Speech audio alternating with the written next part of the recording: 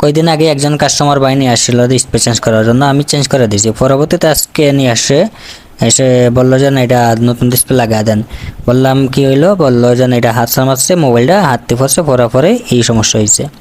তাই আসার মাসে আসলেই, তবে হাতটি পড়া নাই, এটা খুবই আঘাত খাইছে। খাওয়ার পরে আমি নতুন একটা ডিসপ্লে সেটআপ দিচ্ছি, দেওয়ার পরে দেখা গেছে এখানে যে চার্জিংয়ের যে বার আছে, বার দেখাচ্ছে, তবে লাইট আসে না।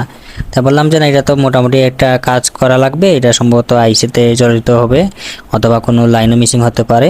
বললো আচ্ছা যেভাবে হয় ঠিকঠাক করে দেন।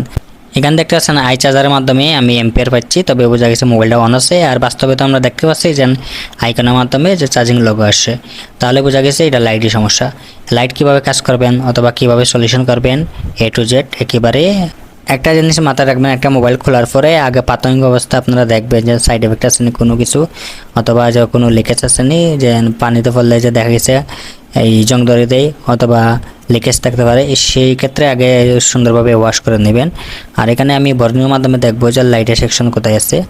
এখানে দেখতে পাচ্ছেন লাইটের যে সুইপিংয়ের যে আইসি আছে, আইসির মাধ্যমে এটা দিয়েছে। তবে ওয়ান পিং যেটা ব্রিজে যে কানেক্টর আছে, এটা হচ্ছে ওয়ান, প্রথমে যেটা আছে এটা হচ্ছে প্লাস লাইন, আর বাদ এটা হচ্ছে এবিসি একটা লাইন আছে, আর একটা হচ্ছে মাইনাস লাইন। তা আমরা আগে প্রাথমিক অবস্থা বেশিরভাগ যে এখানে বল বেশি প্রয়োজন, কিছু মোবাইলে আছে 36 বল, কিছু মোবাইলে আছে 18 বল, কিছু মোবাইলে আছে 24 বল, এইখানে অনেক লাইন সাপ্লাই দেয়। সেই হিসাবে আমরা প্রাথমিক অবস্থা আগে এটা চেক দিব।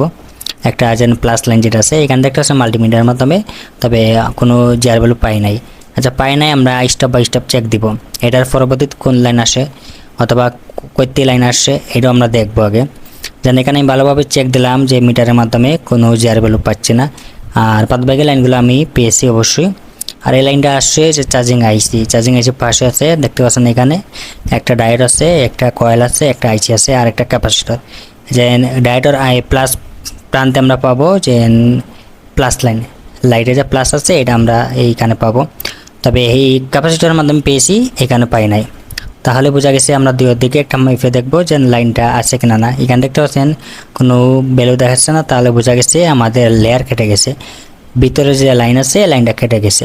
এটা আমরা কানেক্টর গোড়ার থেকে ভালোভাবে একটা জাম্পার দিব। জাম্পার দেওয়ার পরে যে ক্যাপাসিটরের মাথায় অথবা ডায়োডের মাথায় আমরা এটা সল্লানি করে দেখবো অথবা জাম্পার করে দেখবো যে লাইনটা আমরা যেভাবে জিআরবিএল পেয়েছি এই লাইনটা পাওয়া যায় কিনা, সেই হিসাবে আমরা আগে চেক দিব।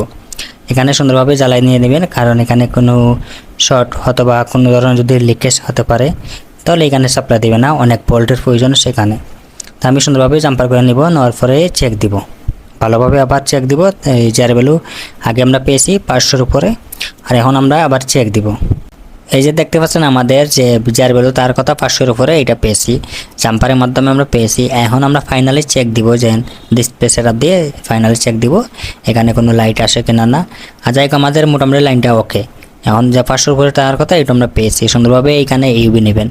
আমি আগে প্রাথমিক অবস্থায় চেক দেবো, চেক দেওয়ার পর তারপর ইউবি দেবো। ইউবি না ছাড়া এখানে কোনো ধরনের যদি বডির সাথে লাগে তাহলে মোবাইলটা শর্ট হয়ে যেতে পারে, আর শর্ট হলে একবারে আইসি শেষ হয়ে যাবে, কারণ এখানে অনেক ভোল্টের প্রয়োজন।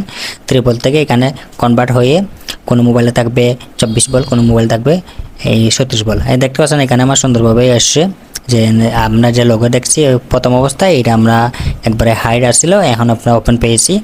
একটা কাজ করার আগে প্রাথমিক অবস্থা আপনার ধারণা আনতে হবে, মাল্টিমিটারে যে মান বুঝতে হবে। মাল্টিমিটার না ছাড়া কোনো কিছু হবে না, আইডিয়ার উপরে কোনো কিছু কাজ করা যাবে না।